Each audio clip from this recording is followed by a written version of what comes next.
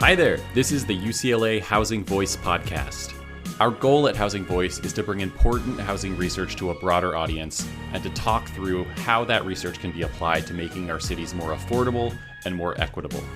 As always, I am Shane Phillips, and I manage the housing initiative for the UCLA Lewis Center for Regional Policy Studies.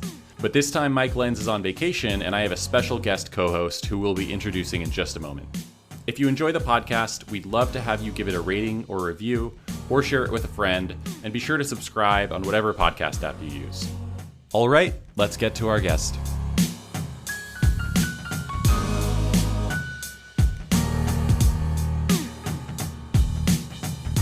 Our guest today is Dr. Kristin Perkins, assistant professor in the Department of Sociology at Georgetown University and a graduate of Cornell, Berkeley, and Harvard in that order.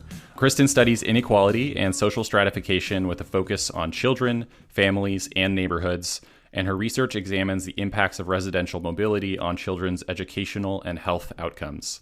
Kristin is joining us to talk about her 2017 paper in the journal Social Science Research titled Reconsidering Residential Mobility, Differential Effects on Child Wellbeing by Race and Ethnicity. And to tease the results here at the beginning, I'm just going to read the last sentence of your abstract here, which just says, I find that after controlling for a wide range of individual, caregiver, household, and neighborhood characteristics, the effects of moving among African American and Latino children are significantly worse than among white children, which I think fits into the gentrification and displacement literature in a really interesting and illuminating way. And I think will help inform sort of a broader discussion on the way that the U.S. approaches housing policy and that we've been talking about a lot. So welcome to the show, Kristin. Great. Thank you, Shane. Thank you for inviting me to be part of this set of conversations. I'm really excited to be here today and talk about this research in this paper. We are very glad to have you. And we are actually joined today also by a special guest co-host, and that is Paavo Monkkonen, Associate Professor of Urban Planning at UCLA, and our first guest. Hey, Paavo. Hey, Shane. How's it going? Good to see you. Hey, Kristin. It's so great to see you. It's really cool to welcome you to the UCLA Housing Voice podcast. I guess we should do a full disclosure that we've known each other for over a decade since we... Yeah, for 15 years now. Wow. I did the math. And we were at Berkeley together 15 years ago. And it's great that we've been able to connect and reconnect on our work for all this time. And so we walked the hallowed halls of Worcester, and we edited the Berkeley Planning Journal together. And I vaguely remembered Rexford Tugwell was the main thing. I remembered you had a good pun in an essay about Rexford Tugwell, and so I went back and I saw that you were very much ahead of the times. You are already doing stuff on limited equity cooperatives and the New Deal and these things that have become very kind of prominent in the housing conversation these days. So it's cool to see how your research has developed. And are you still thinking about Rexford Tugwell, I guess, is the question. I haven't thought about Rexford in quite a while, but as you do say, I've been interested in housing and housing policy since I was an undergraduate, and definitely our time together at Berkeley shaped my interest in housing policy and my time in California, and have kept up that interest in housing throughout my studies and work since then. So I'm excited to talk today about how that fits into sort of my broader research agenda too. Excellent. And I'm revealing my ignorance here. I'm sure this is an academic thing, but I've never heard the name Rexford Tugwell, but it sounds amazing. I have nothing else to say on it. We'll put it in the show. Goes in the show notes. Yes. We're gonna have to dig that up. So back to the research. Kristin, your paper is about residential mobility, aka moving, and there's a pretty big literature on how moving to a new neighborhood affects the people who move, both the adults and the children, and how the effect depends on whether they're moving to a quote-unquote better or quote-unquote worse neighborhood. There's also some really interesting work on how outcomes differ for people who move from gentrifying neighborhoods and those who stay in those neighborhoods. Before we get into the design of your study and what you found, maybe we can just start with you summarizing some of that previous work that your paper is building upon. Sure, yeah. So I set out to investigate this question about the association between residential mobility and children's outcomes because of some of the inconsistencies that I found in prior research. So as I was starting this project, I was reading research on residential mobility from a housing and a housing policies perspective with my background in urban planning and my interest in housing policy. But I was also starting a sociology PhD program, so I was reading research from family sociologists who study family processes and child outcomes. And so I see myself as an urban sociologist and a family demographer, and I started like straddling these two subfields with the project that we're talking about today on residential mobility. So I was reading research on the Moving to Opportunity experiment, MTO, and I think, some of your listeners will know about that, but just the quick one sentence is that this experiment gave residents of public housing projects housing vouchers to move away from their distressed neighborhoods. And this big social experiment about moving families and kids to better neighborhoods hadn't realized the dramatic improvements in well-being even among children who moved to neighborhoods with more opportunity than the neighborhoods where their public housing was located. And at the same time that these early results from MTO were being researched, family sociologists were writing about residential mobility as this disruption to children's family environments, and found that kids who moved had lower test scores and lower educational attainment. They tended to have worse physical and mental health and higher rates of delinquency and substance abuse than kids who didn't move. So I was putting these two literatures together, and I wondered if part of the reason we hadn't seen these big positive results that we were expecting from MTO was because the move itself was disruptive, even if the new neighborhood was better than the old one. And I'll just say as an aside that I started working on this project before Raj Chetty and his colleagues reanalyzed the MTO data and found that children who moved at a younger age did realize big gains from living in a neighborhood with more opportunity. So I don't want your listeners to be like, no, that's wrong. It's very different now. And this, putting you back in the time when I was starting reading for this project, right? But I write in the article, there were these studies of residential mobility using samples that were predominantly white and other studies based on samples that were majority or entirely non-white. But I hadn't seen anything that was explicitly assessing whether this association was different for kids who were white compared with Black and Latinx children. And so that's where I sort of left off with my reading before getting into it. Right.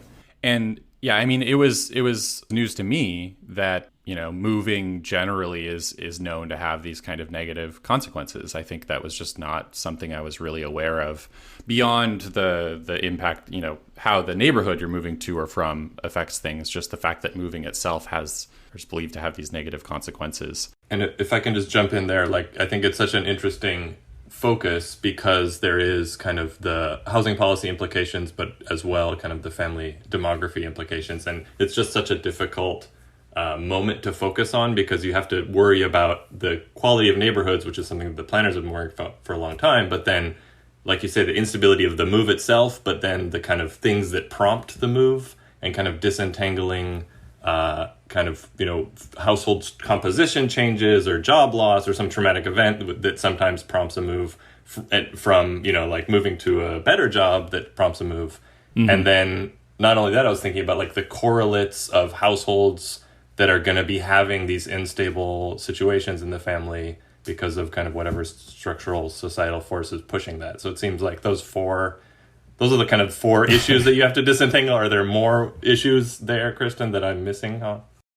Those are a lot of the main issues, and definitely I try to address some of those things and do the best I can in this article, and at some point we may talk about some of the other work that I'm doing that's trying to get at this question from different angles. So yeah, there's only so much you can do in one article, and I can explain, and your readers, if they're interested in the article, can see what I tried to do, but there's a lot that you have to disentangle and isolate to get at this question. Yeah, and this one article does quite a bit. And so I just want to get more of a picture of what residential mobility looks like generally.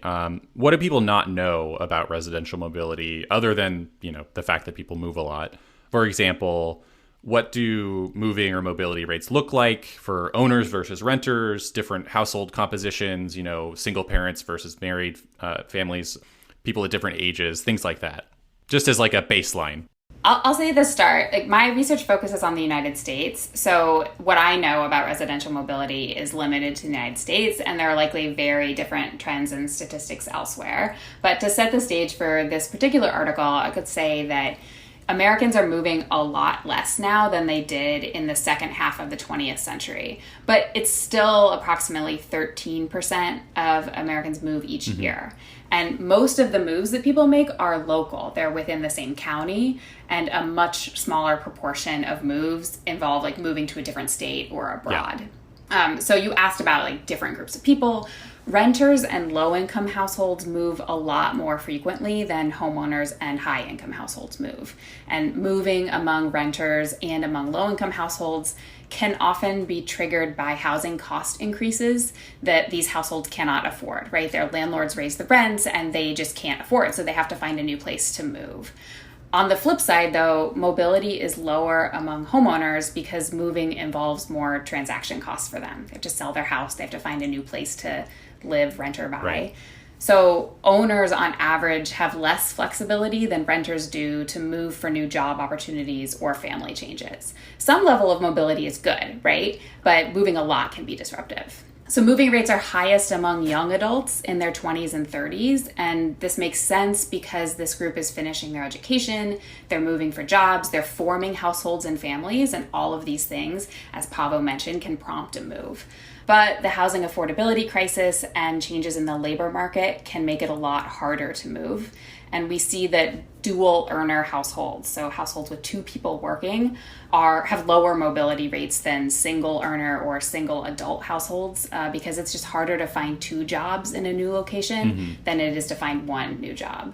And so I'll say that the Joint Center for Housing Studies at Harvard, where I was a postdoctoral fellow before I joined the faculty at Georgetown, recently published a research brief and blog posts on this. And so I'm drawing some of my statistics from that work, and I'd encourage your listeners to check it out if they're interested in these trends. Great. So getting to your study, it looks at children's emotional and behavioral well-being after moving. And I think there are two ways, or at least two ways, that your paper is building on previous work. The first is distinguishing between these two different aspects of moving that could affect children's outcomes, as we talked about. Researchers have tended to focus on the effect of moving to a different neighborhood, often a better or worse one in terms of poverty rates, educational attainment, racial and ethnic segregation, things like that. What you're looking at is the impact of moving itself, and you're trying to tease out the impact of the move from whatever motivated it, as we said, which might be something like a divorce of parents or some other family structure change. Why is that distinction important? Yeah, you're right that I'm trying to isolate this independent, unique effect of residential mobility. And in my view, the most important reason for trying to isolate the effect of residential mobility from change in neighborhood context from other changes in the household is in terms of policy implications. That knowing that moves may be harmful to one set or some set of children could potentially inform a cost-benefit analysis that policymakers conduct if they're designing programs meant to help families move to opportunity neighborhoods, right? Like, which families should be targeted and when, ideally, should they move so that the potential benefits of the move outweigh the potential costs. Right. And secondly, like, I hope that the results from my article and other scholars' work on residential mobility can help parents, teachers, social workers, any other adults identify children who may need more support after a disruptive event like a move. So I'm arguing that moves matter net of parent divorce and repartnering, net of changes in parent employment. And by arguing that, I'm hoping to call attention to an event that might be distracting or upsetting to a child on top of or separate from other changes that they may be experiencing. And not to delay the getting into the paper, I mean, we're already in it, but yeah. I think this point about the policy implications of this is really important, because I do think there has been a shift from, and I wasn't like working on housing policy professionally in the 80s or whatever, but I think back then there was much more of a consensus that mobility was the strategy, right? And we need the moving to opportunities and all this stuff. And now there's a much more emphasis on stability as a policy goal in housing, and kind of this pendulum shift has come back the other way. I don't know if you see the same thing in the literature and the policy conversations. Yeah, I mean, I think it's an important point. It's also a really long-standing debate. I mean, Sure. people making decisions about mobility programs in the 80s and the 90s and designing MTO, and then other people coming back and saying, oh no, we need like durable urban investment. Right. And I don't think it's really one or the other. I mean, I think that That's such an important point. That's what I was going to say. We talked about this with Kathy O'Regan as well, and I feel like anytime this comes up, it's always, there's this debate. It's like, well, which should we do? And at the end, everyone's like, well, obviously we should do both. Why are we even fighting over this? Yeah. Yeah, I mean, like, to jump ahead, you could say, like, okay, I find that moving is bad for kids, so that means we should do place-based investment rather than mobility programs. But I think we still need to provide opportunities for mobility to high-resource neighborhoods. I mean, we see from Raj Chetty and his colleagues, it can be really great for kids if they move, depending on when they move and where they're moving to. But we can't move everyone, and we shouldn't move everyone. So we also need, at the same time, to like increase resources available to families living in these low opportunity neighborhoods. Yeah.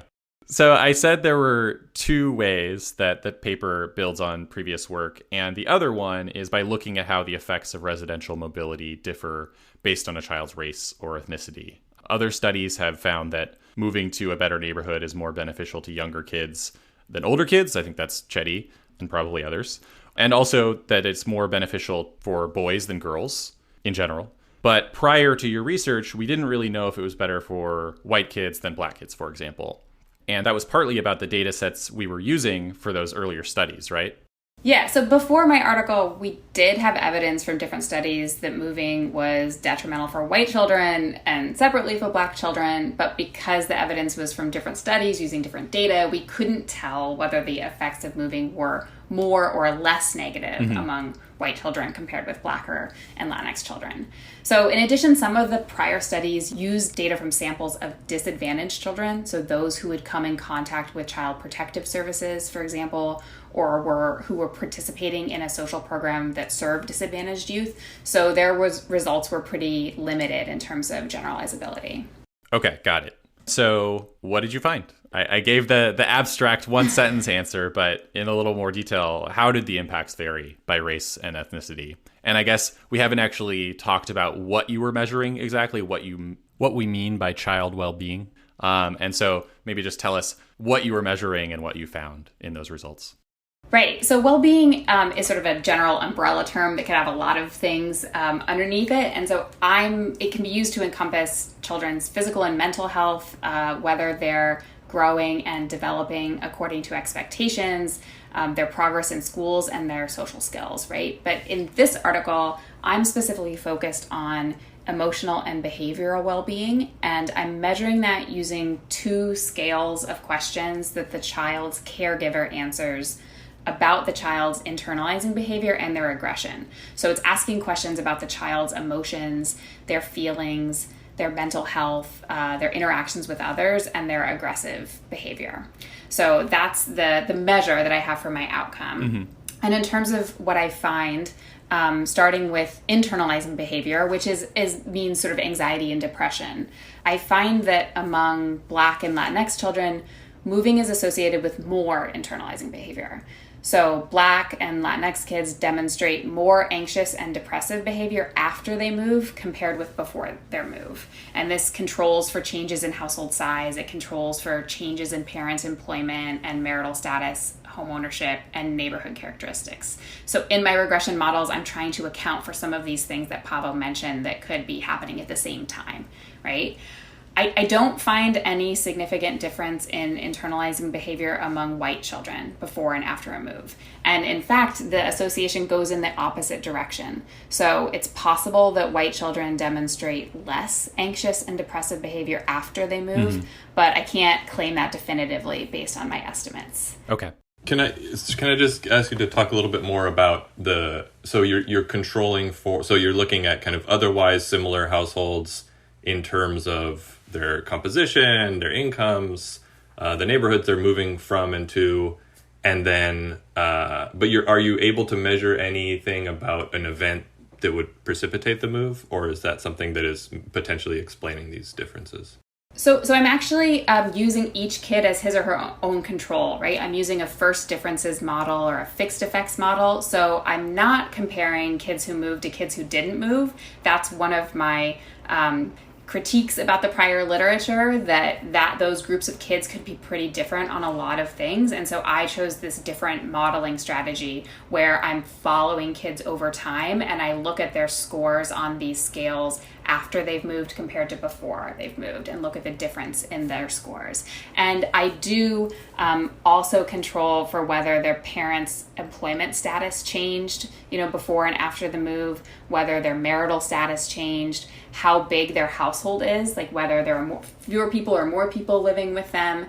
And I have a measure of neighborhood context that I look at both in before their move and after their move. So I do try to get at some of these potential triggers for a move and account for them in the model.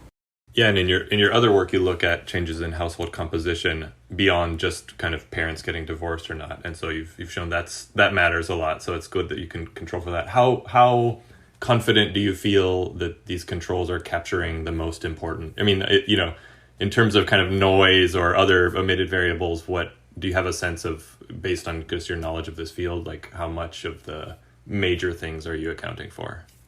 Yeah, so certainly a limitation of even the models I chose, fixed effects models, is that they're only working if I am controlling for all of the time varying things that relate to both the predictor of moving and the outcome of these scales. So to the extent that, I'm talking about this with causal language, you need to keep in mind the assumption like, okay, did she control for everything that she could have to account for this? Mm-hmm. I think I've controlled for what I can to account for this. The paper has reports a series of like supplemental models where I add different variables in to see if that changes my results. And for the most part, it doesn't. And so I feel confident that my estimates are a little bit closer, at least, to a causal estimate than what we saw in the literature before. But of course, we can't all do a moving to opportunity experiment where we randomly assign moving to some groups and not moving to others, where we can have a lot of confidence that the groups are the same on all the other characteristics. I think it's really important, and something that I like about the field of sociology is that you can approach observational data with rigorous methods and answer questions that you can't answer using experiments. Yeah, no, I mean, I think that's right. And the question about other precipitating events, were there other ones that aren't in there that you think? I mean, I guess the question then is if you're accounting for all the most common precipitating events before a move, why else would people be moving? Right. So one of the things I add in a supplemental model is exposure to violence. That's not in my main set of models, but it's something that the data that I use, the Project on Human Development in Chicago Neighborhoods, captures. And those data are great because they capture a whole lot of different things going on in the context in the neighborhoods that other surveys don't. I added that as you could think that like maybe a family wants to get away from a neighborhood or a place because they're witnessing a lot of violence, and that didn't change my results. And so certainly there are other things maybe about change in health status that I don't include that could be related. I also think, we may talk at some point about how this work inspired my subsequent work, and that was, as Pavo mentioned, thinking more about the other types of changes in household composition that kids experience. And so I get at that a little bit by controlling for household size in this paper, but in other work I move more specifically into that as a focus. And so it's certainly the fact that I couldn't account for it in this paper made me think, let me go in that direction and see what I can learn.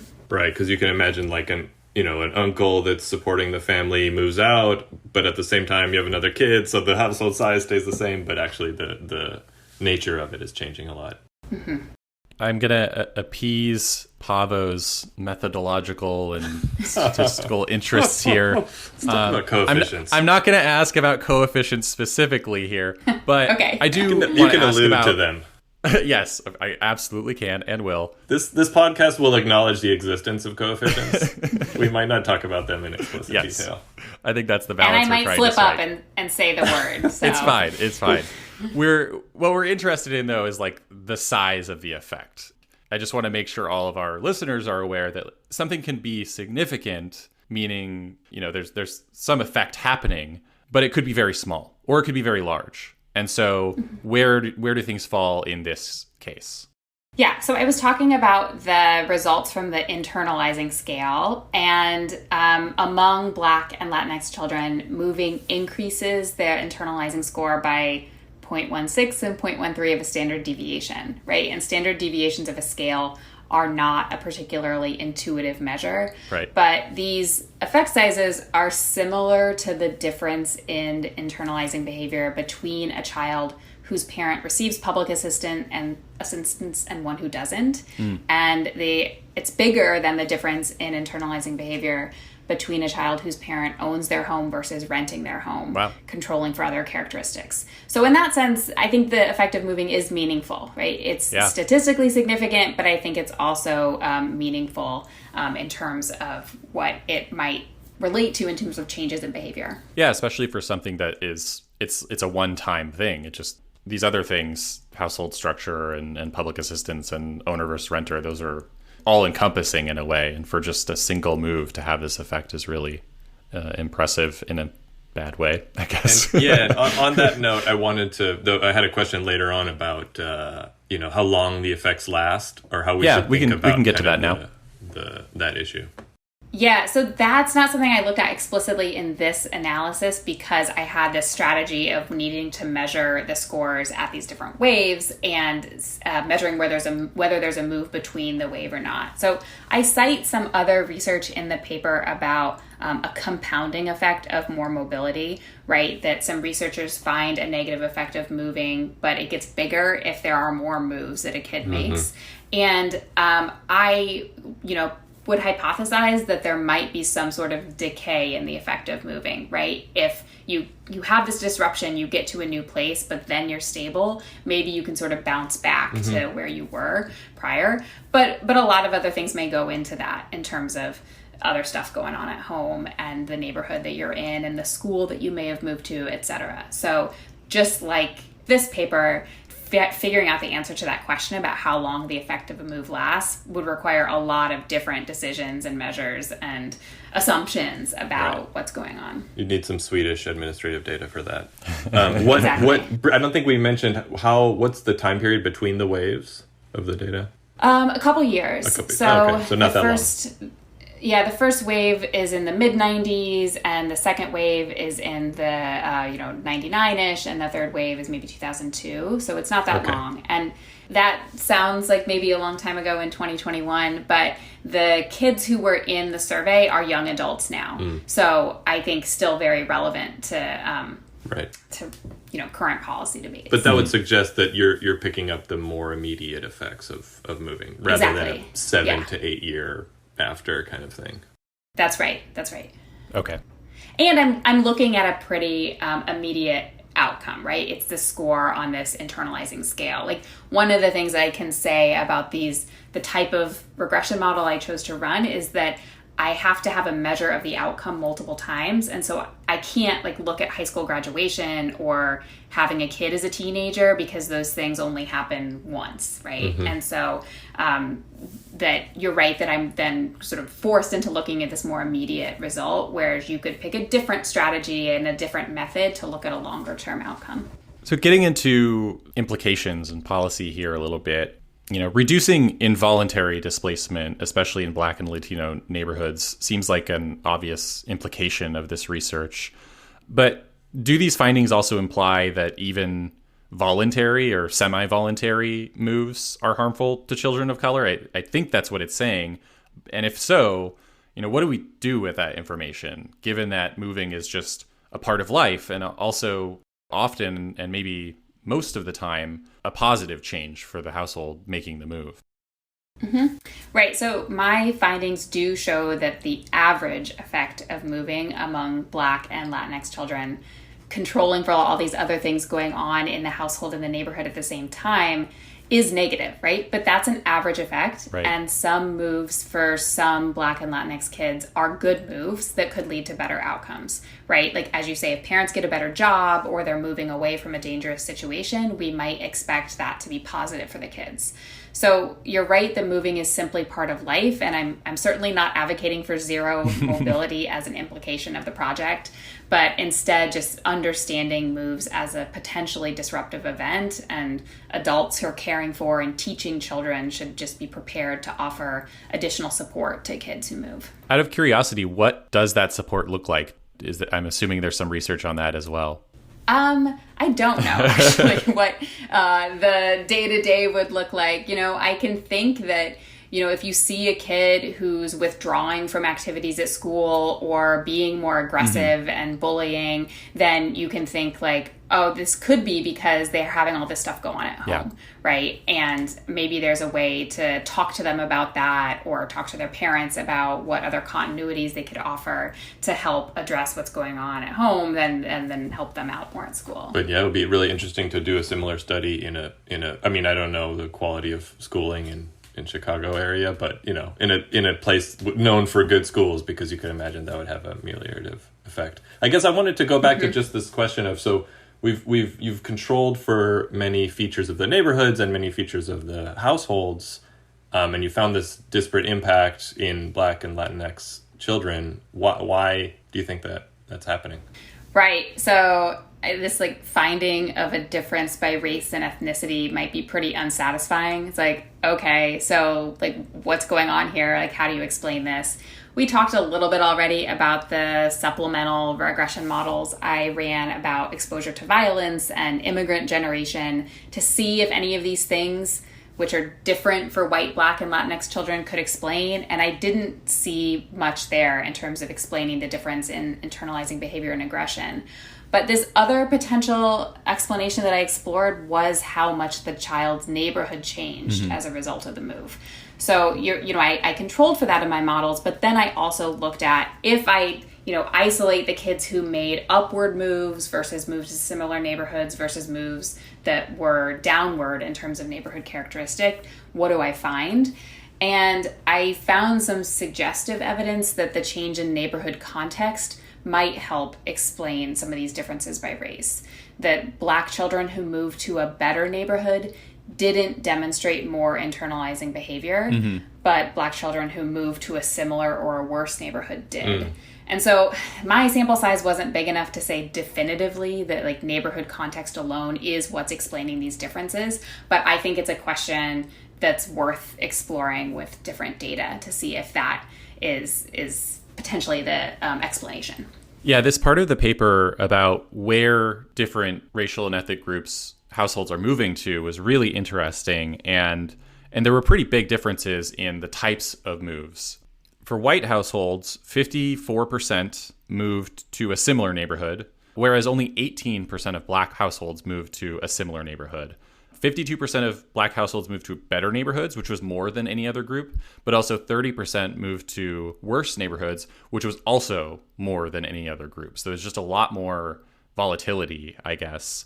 And this, it does feel really important. It indicates to me that the Moving to Opportunity program is sort of a vision for how things could be, like these positive outcomes when people are able to move to better neighborhoods. But, I think for one thing, not everyone can move to a better neighborhood. It's physically impossible for everyone to move up. So, moving can do a lot of good under the right conditions, but in practice, I think those conditions aren't always present. And when they're not, these moves can do more harm than good. Does that framing of this ring true to you?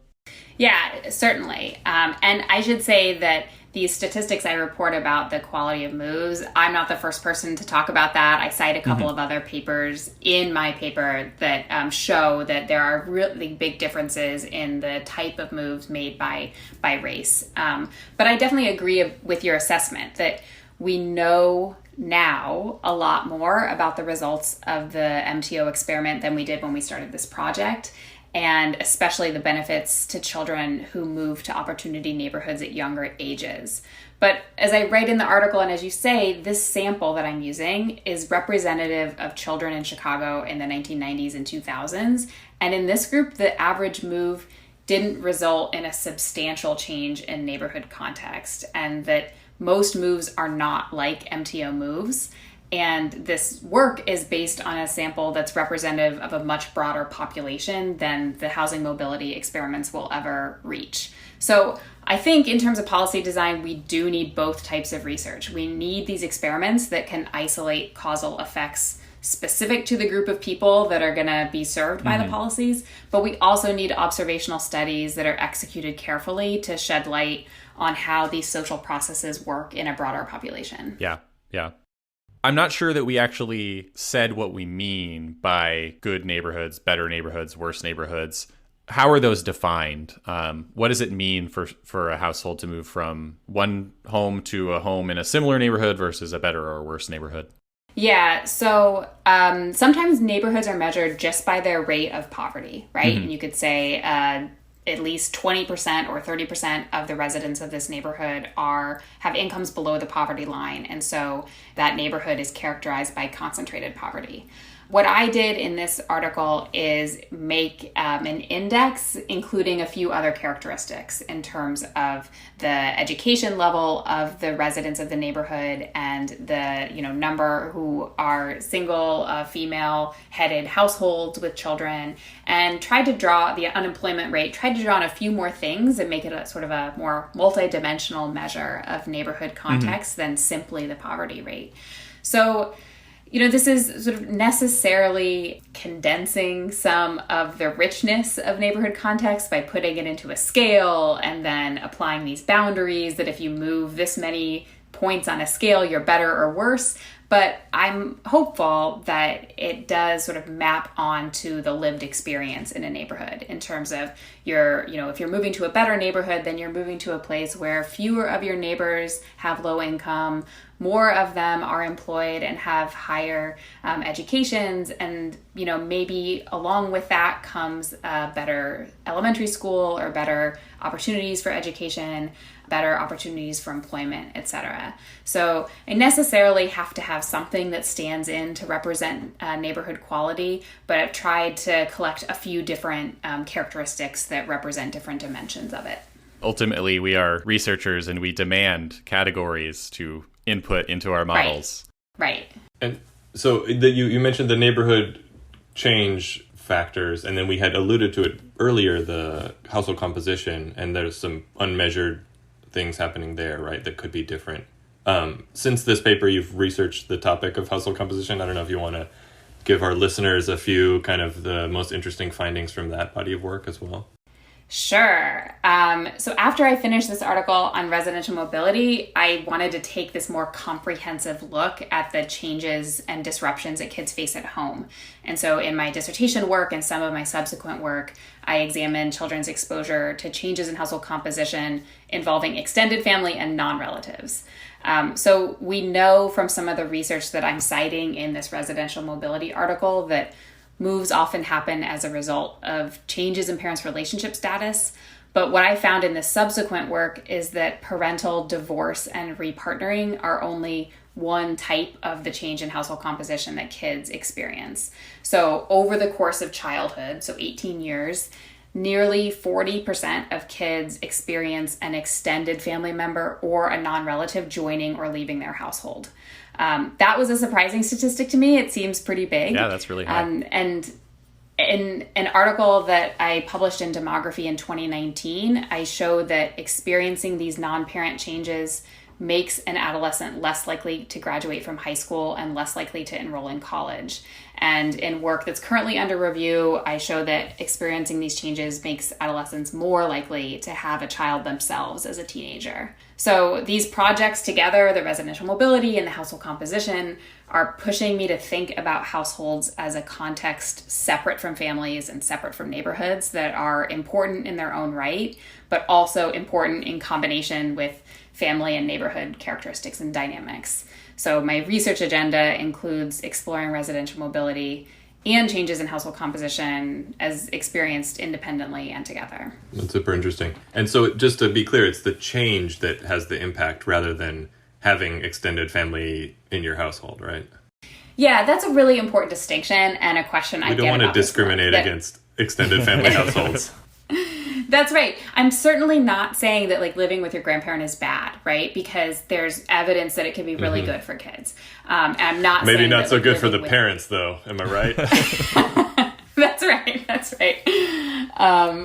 And I'm not saying that living with like cousins and aunts and uncles is bad. It's the disruption, right? That you have people join your household and you have to like figure out new roles and responsibilities. And maybe there's conflict over child rearing because the grandparents did it one way and the parents want to do it another way.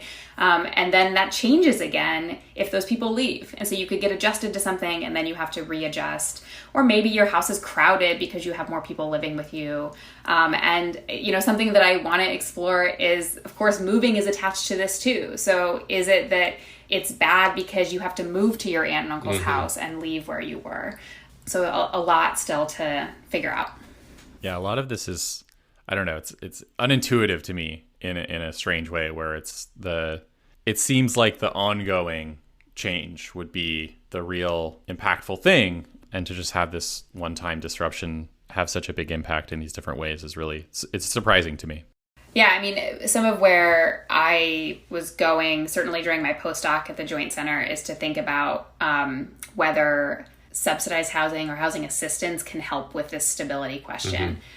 Certainly in terms of moving, but also in terms of the people coming in and out of your house, right? That if you know, you're a kid and your parents get a housing voucher, you might make an initial move, but then hopefully you have a more stable place to live for a while and you're not moving again when your landlord raises your rent or something like that. And so I thought, okay, you know, I get a lot of questions about like, what are the policy implications of your grandparents or your aunts and uncles coming to live with you? I'm not going to say like that can't happen, that's bad, but maybe the people are coming to live with you or you're coming to live with them because nobody has affordable housing and you need to double up to survive. And so if there was more stock and more affordable housing, then maybe we could reduce the changes that kids are experiencing. And what would you say to, I mean, there's some research in Europe where there's a lot more stable housing for many people about the unemployment impacts of the inability to move and kind of being trapped in the subsidized housing, that you can't leave because market rate housing is so expensive, or there aren't other housing opportunities in subsidized housing. Yeah, I guess I would say make it all portable and have enough supply everywhere that you could just, you know, hop to a different unit if you had a better opportunity. I mean, Shane, you've written about this a little bit, right? With your thinking about shared equity or limited equity, that if there were these developments that were available in enough places or enough of them, then you wouldn't be locked in. Yeah. And my reaction has always been, well, we're not there yet, right? So when we can worry about that when we get to 30% of our housing as social housing. Yeah, that's a problem for another day. Yeah, if Kristin, are there other researchers that have kind of followed a similar approach since this paper was published in other cities? I mean, I think I was thinking about the differences of housing markets regionally and kind of how important they are for, you know, the ability to stay in your home or the need to move or the ability to move. And so I wonder if you've seen other people doing similar studies elsewhere. Yeah, that's a good point. And I think one you made in the episode I listened to this morning, right, about your work on LA and whether you could apply that to other cities. And certainly, you know, I'm making an argument that the sample I use in this paper is more representative than a subsidized housing population, but it's still one city, Chicago, and it's in the 1990s and the 2000s. And so I do think it'd be worthwhile to look in other specific cities and housing markets, but also if there's a way to, you know, look at a national sample and see if some of these same patterns are showing up.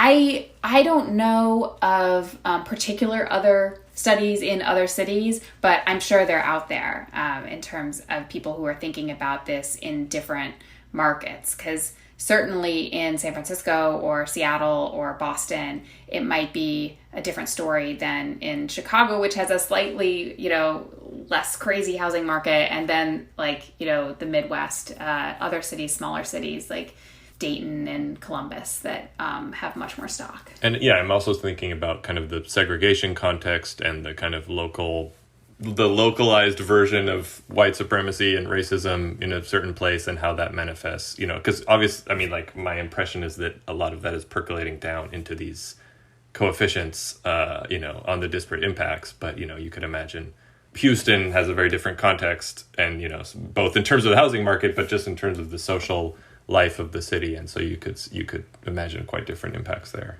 Exactly. I just heard on the radio this morning, there's a new report from some center at Berkeley whose name I didn't recognize that's about segregation. Yeah, othering and belonging. Exactly. About segregation in different metro areas. And, here in D.C., we were talking, the radio was talking about D.C. is the 15th most segregated metro or something in the city. But I definitely think, when we're talking about these neighborhood moves, that it could be one implication of, a systemic racism hypothesis, right? To the extent that historical and contemporary discrimination and racism are limiting the residential options for BIPOC families, like having financial and geographic constraints on where they can live certainly means they can make fewer upward moves in terms of neighborhood quality. And that could vary a lot by metro area. Yeah.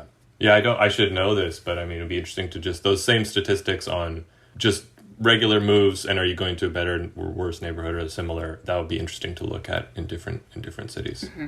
And I was going to ask you, did you move a lot as a kid? No, I didn't. So this, maybe this is me search, or maybe it isn't, but I moved once when I was 2.5, and I have no recollection of, the first place. So, but there is a little, did you move a lot, Shane? I moved, I don't know, probably 5 times, Wow. 7 times as a kid. Wow. Quite a That's few cool. times. I also didn't graduate high school, so anecdata right there. That's right. That's interesting. There was some disruption. Okay, on that cheery note, I'm going to close us out. Thank you so much, Dr. Perkins, for joining us. It was really great to talk to you. Thank you for having me. It was fun to talk about this work with both of you. Thanks. Bye. Later. That's it for this one. Thanks once again to Dr. Perkins for being so generous with your time. We got papers and articles mentioned during the interview in the show notes, and we always include our own summary of the key takeaways from the main paper and a very low-quality, computer-generated transcript if you're into that kind of thing. You can find all that on our website at lewis.ucla.edu. The UCLA Lewis Center is on Facebook and Twitter, and I'm on Twitter at Shane D. Phillips, and Pavo is there at El Pavo. That's ELPAAVO.